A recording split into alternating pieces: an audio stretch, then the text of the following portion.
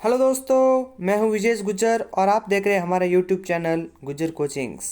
तो आज हम पढ़ने वाले हैं हमारा चैप्टर नंबर 5 जिसका नाम है तत्वों के आवर्ती वर्गीकरण। ये उसका सेकंड पार्ट रहेगा। तो चलिए स्टार्ट करते हैं।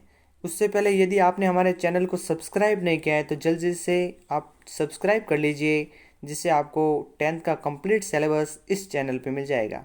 चलिए शुरू करें। तो आज हम पढ़ने वाले हैं आधुनिक आवर्त सारणी।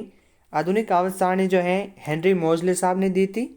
तो ये क्या कह आधुनिक आवर्त सारणी के अनुसार जो है तत्वों के जो परमाणु द्रव्यमान की तुलना में उसका परमाणु संख्या अधिक आधारभूत गुणधर्म है। जो मेंडलीफ ने आवर्त सारणी दी थी उसमें जो है परमाणु द्रव्यमान को अधिक इंपॉर्टेंस दिया था, लेकिन जो आधुनिक आवर्त सारणी है उसमें परमाणु संख्या को जो है अधिक आधारभूत गुणधर्म माना गया है।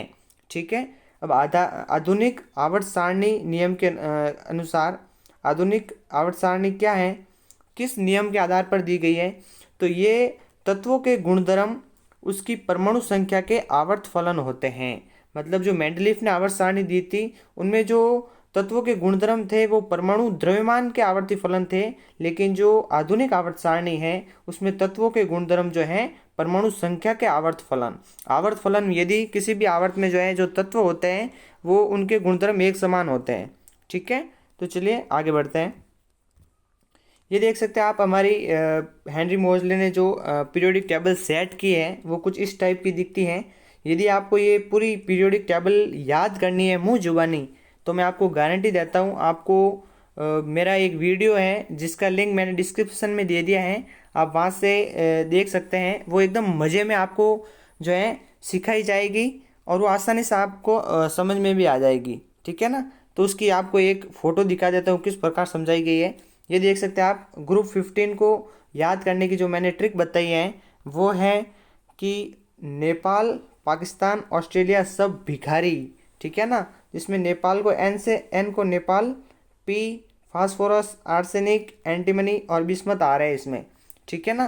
तो ये मैं चित्र भी आपको उसमें एकदम अच्छे से समझा रखा है एकदम मज़े से। तो आप वहाँ जाइए और वो पहले पीरियोडिक टेबल अच्छे से याद कर लीजिए ताकि आपको आगे भी कोई परेशानी का सामना न करना पड़े। तो चलिए अगला पॉइंट देखें। अब आता है मेंडलीफ की आवर्त सारणी के जो दोष थे वो जो आधुनिक आवर्त सारणी में जो है दूर कर दिए गए हैं। ठीक है ना। तो कौन कौन से दोष थे वो दूर किए गए? तो पहला पॉइंट आता है समस्थानिकों की स्थिति स्पष्ट की गई। आपको बताया गया था ना कि भाई मेंडलीफ ने जो है समस्थानिकों की स्थिति स्पष्ट नहीं की। तो अब हमारे हेनरी मोजले साहब आए तो उन्होंने वो भी जो फंडा क्लियर कर दिया, जो समस्थानिक थे उनकी भी स्थिति स्पष्ट कर दी। समान परमाणु संख्या वाले तत्व एक स्थान पर समान समूह में रखा गया। जो समान गुणधर्म वाले जो तत्व थे उनको एक जगह पर रखा गया। ठीक है। दूसरा पॉइंट है कोबाल्ट, जिसकी परमाणु संख्या होती है 27 और वह निकल परमाणु संख्या 28 से पहले आएगा। मतलब इसमें जो तत्वों को बढ़ते परमाणु क्रमांक के रूप में व्यवस्थित किया गया है। ठीक है ना। तो इसमें एकदम अच्छे से तत्वों को सेट किया गया है। तीसरा पॉइंट आता है परमाणु संख्या सदैव पूर्ण संख्या होती है, अतः हाइड्रोजन और हीलियम के बीच में कोई तत्व नहीं आएगा। मतलब हमारी जो आवर्त सारणी है उसमें जो परमाणु संख्या है वो हमेशा पूर्णांक ही होगी, पूर्ण संख्या ही होगी। ऐसे नहीं कि 1.5, 1.7 ऐसे नहीं होगा। यदि हाइड्रोजन एक नंबर पे है तो डायरेक्ट दूसरे नंबर पे हीलियम आएगी, बीच में कोई तत्व नहीं आएगा। ठीक है। आगे आता है परमाणु संख्या, एटॉमिक नंबर। तो परमाणु संख्या क्या होती है वो देखते हैं। तो परमाणु संख्या को जेड से निरूपित किया जाता है। यदि आपको परमाणु संख्या को दर्शाना है तो आप जेड से दर्शा सकते हो। परमाणु संख्या अणु के केंद्र में पाए जाने वाले प्रोटॉन की संख्या के बराबर होते हैं। ठीक है।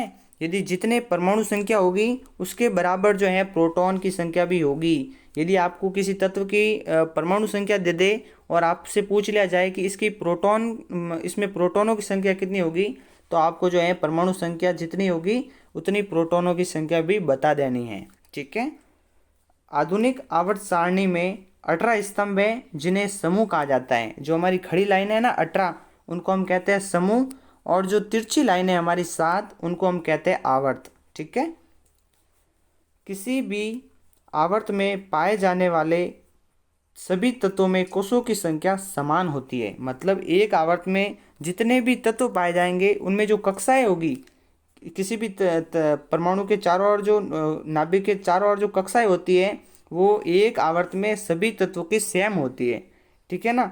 जैसे आप देख सकते हो लिथियम, लिथियम में 2 और 1, पहले कोष में 2 इलेक्ट्रॉन भरे हैं, दूसरे में 1, मतलब इसमें 2 कोष है। बेरिलियम भी 2 कोष है, बोरॉन में भी 2 कोष है, कार्बन में 2 कोष, नाइट्रोजन में भी 2 कोष।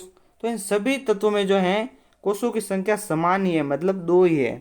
ठीक है ना। तो एक ही आवर्त के जो जितने भी तत्व होंगे उनमें कोषों की संख्या समान होगी।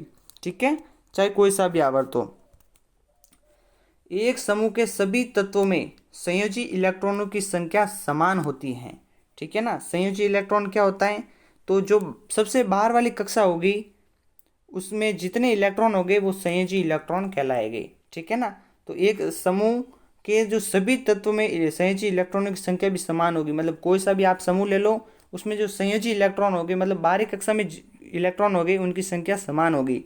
फॉर एग्जाम्पल हाइड्रोजन में संयोजी इलेक्ट्रॉन 1 है, लिथियम में भी संयोजी इलेक्ट्रॉन आप देख सकते हैं 1 है, और पोटेशियम में भी 1 ही है। ठीक है। तो सभी तत्वों में संयोजी इलेक्ट्रॉनों की संख्या समान नहीं है, एक ही है ना सभी में। हाइड्रोजन और लिथियम हो या पोटेशियम, सभी में एक एक ही आ रही है। ठीक है। तो समूह में नीचे जाने पर कोषों की संख्या बढ़ जाती है। भाई सीधी सी बात है, देख लो आप यहाँ पे, ये भी समूह है, यहाँ पे पोटेशियम है, इसकी जो है कितनी है, परमाणु क्रमांक 19 है। ठीक है। इलेक्ट्रॉन भी इनमें इसमें 19 होगा, और आगे रुबिडियम आता है, इसमें 37 है। ठीक है ना। तो भाई इलेक्ट्रॉन बढ़ रहे हैं, भाई कोषों की संख्या भी तो बढ़ेगी ना, सीधी सी बात है। तो इसमें तो कोई सोचने वाली बात ही नहीं है। तो देख सकते हो आप, किसी सभी समूह में नीचे जाने पर कोषों की संख्या बढ़ जाती है। ठीक है, हमने देख लिया कोषों में इलेक्ट्रॉन बढ़ते हैं तो कोषों की संख्या भी बढ़ेगी, सीधी सी बात है। किसी विशेष आवर्त में पाए जाने वाले तत्वों की संख्या इस बात पर निर्भर करती है कि किस प्रकार इलेक्ट्रॉन विभिन्न कोषों में भरे जाते हैं। ठीक है ना। तो किसी विशेष आवर्त में पाए जाने वाले तत्वों की संख्या किस बात पर निर्भर करेगी कि उस तत्व में किस प्रकार इलेक्ट्रॉन, कोषों में किस प्रकार इलेक्ट्रॉन भरे जा रहे हैं। ठीक है। तो विभिन्न कोषों में भरे जाने वाले इलेक्ट्रॉनों की संख्या के आधार पर आवर्त में तत्वों की संख्या बताई जा सकती है। ठीक है ना। जितने इलेक्ट्रॉन कोषों में भरे होंगे उस आधार पर हम उस आवर्त में जो है तत्वों की संख्या बता सकते हैं। कैसे बता सकते हैं, तो चलिए देखते हैं। तो किसी कोष में इलेक्ट्रॉनों की अधिकतम संख्या सूत्र 2n² द्वारा निरूपित की जाती है, जहां दिए गए कोष की संख्या को n से दर्शाते हैं। यदि किसी कोष में इलेक्ट्रॉनों की संख्या ज्ञात करनी है तो आपको 2n² आपको फॉर्मूला लगाना है, उससे आप जो है इलेक्ट्रॉनों की संख्या पता कर सकते हो। ठीक है ना। तो 2n क्या होगा, वहाँ पे कोषों की संख्या होगी। आप यदि जितने कोष होंगे उसका वर्ग का 2 से गुणा कर दोगे तो आपके पास इलेक्ट्रॉनों की संख्या आ जाएगी। ठीक है ना। तो आप उदाहरण देख लीजिए और सभी कुछ एग्जाम्पल लेकर आप देखिएगा कि आंसर आपके आते हैं या नहीं आते हैं। ठीक है। तो आवर्त सारणी में तत्वों की स्थिति उनकी रासायनिक क्रियाशीलता को बताती है। ठीक है ना। तो आवर्त सारणी में तत्वों की जो स्थिति होगी वो उसकी रासायनिक क्रियाशीलता को बताएगी कि भाई वो उसमें इलेक्ट्रॉन पूरे भरे हुए हैं, मतलब कक्षाएं पूरी भरी हुई है तो वो बहुत ही कम अभिक्रियाशील होगा। यदि वो खाली है कक्षाएं तो वो अभिक्रियाशील होगा। इस प्रकार जो आवर्त सारणी में तत्वों की जो स्थिति होगी वो रासायनिक क्रियाशीलता को भी बताती है। संयोजकता इलेक्ट्रॉनों द्वारा तत्व द्वारा निर्मित आबंध का प्रारूप और संख्या निर्धारित होती है। जो संयोजकता इलेक्ट्रॉन होते हैं, बाहरी कक्षा के इलेक्ट्रॉन, उससे जो बॉन्ड का पता चल जाता है भाई बॉन्ड कैसा बनेगा, सिंगल बॉन्ड बनेगा या डबल बॉन्ड बनेगा या ट्रिपल बॉन्ड बनेगा। ठीक है ना। अब आता है आधुनिक आवर्त सारणी की प्रवृत्ति। तो आधुनिक आवर्त सारणी जो है हमारी हेनरी मोजले का द्वारा दी गई, उसकी जो प्रवृत्ति कैसी है, तो सबसे पहला पॉइंट आता है संयोजकता। ठीक है। संयोजकता क्या होती है, तो सबसे बाहरी कोष के जो इलेक्ट्रॉन होंगे उनके संयोजी कोष के इलेक्ट्रॉन कहते हैं। ठीक है ना। तो वही संयोजकता होगी।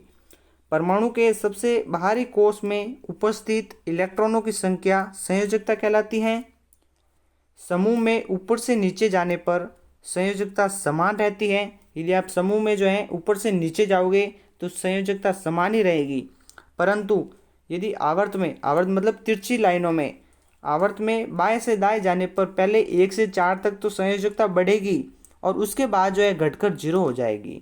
फॉर एग्जाम्पल हमने तीसरा आवर्त जो है उसका उदाहरण लिया है, उसमें आते हैं sodium, magnesium, aluminium, silicon, phosphorus, sulphur, chlorine और आर्गन। ठीक है, सोडियम की संयोजकता कितनी है 1, मैग्नीशियम की 2, एल्यूमिनियम की 3 और सिलिकॉन की है 4।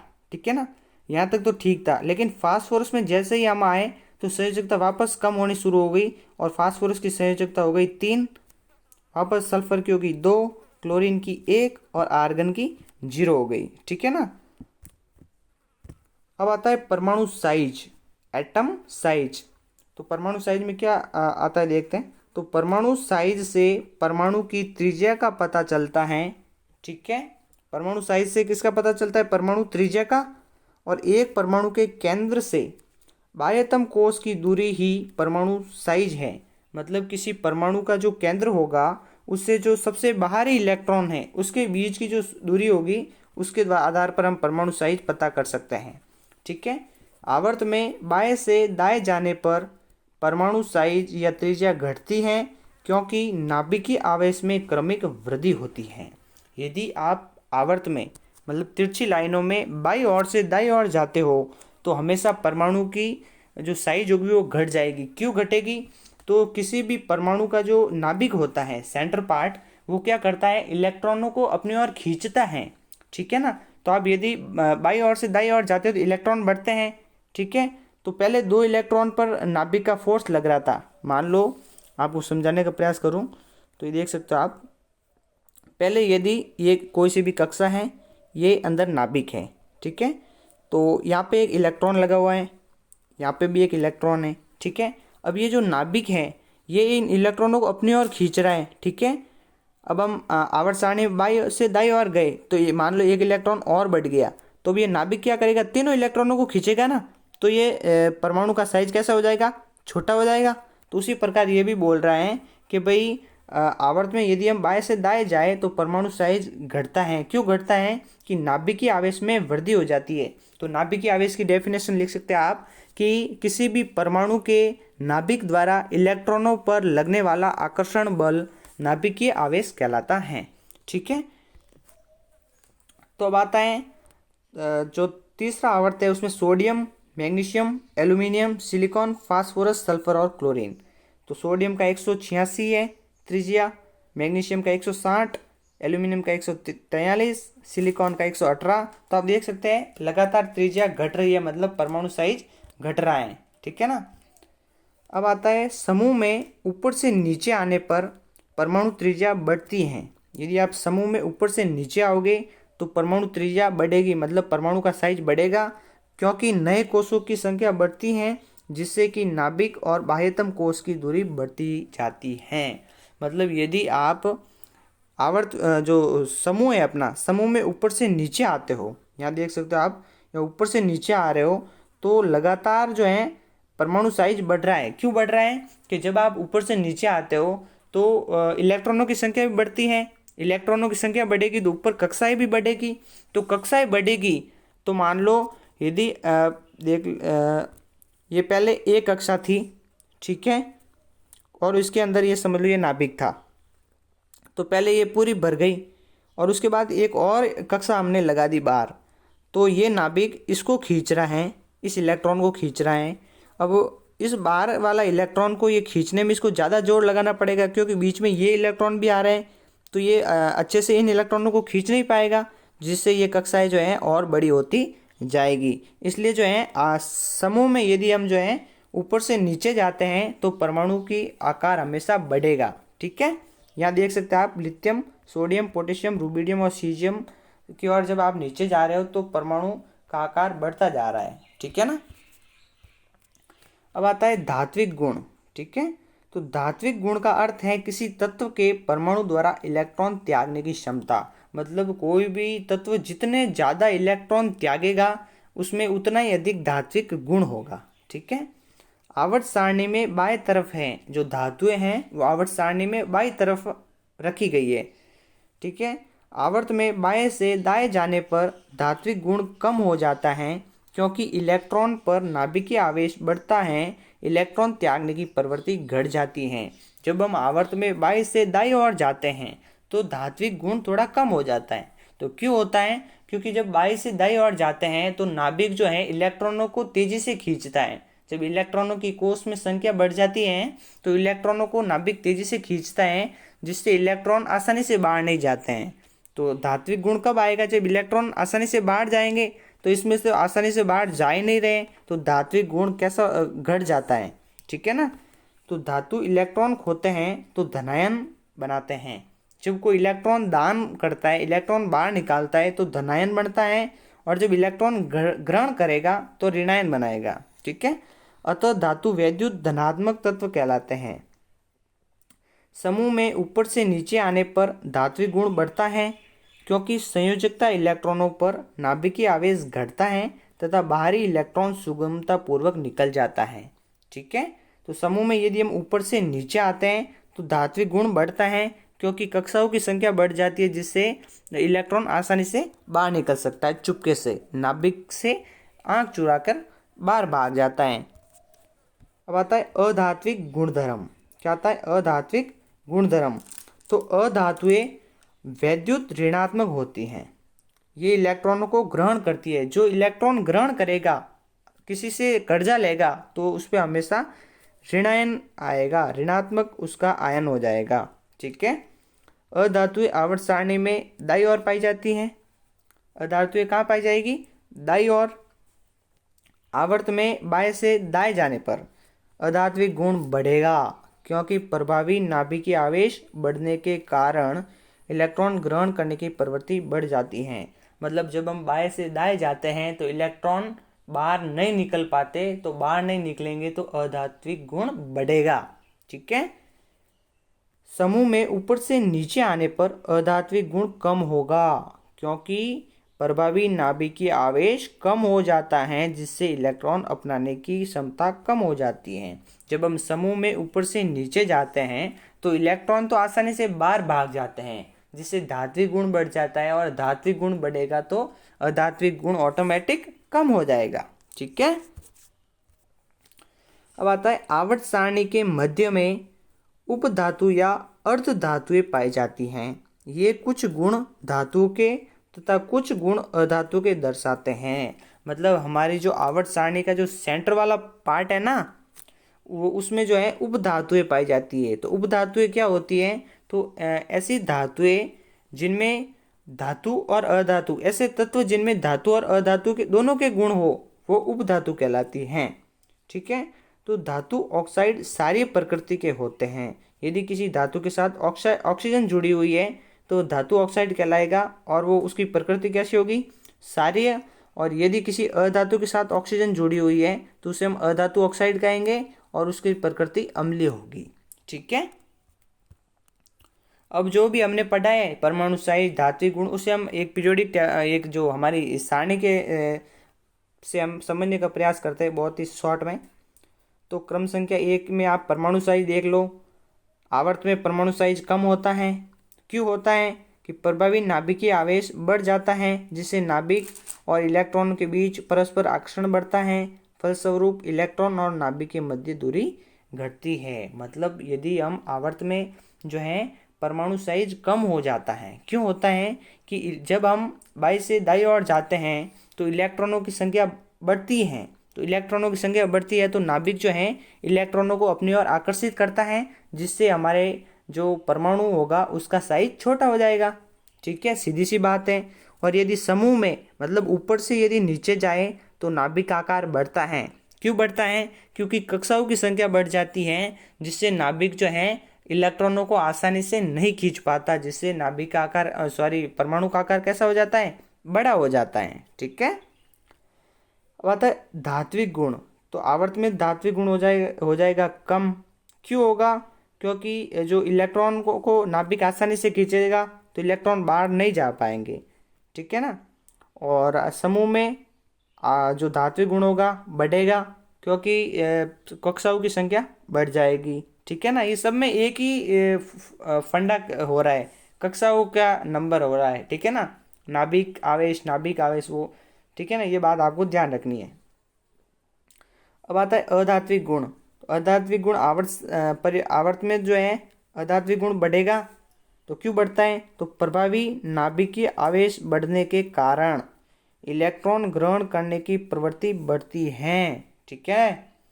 और समूह में जो है अधात्विक गुण कम होगा। क्यों होगा?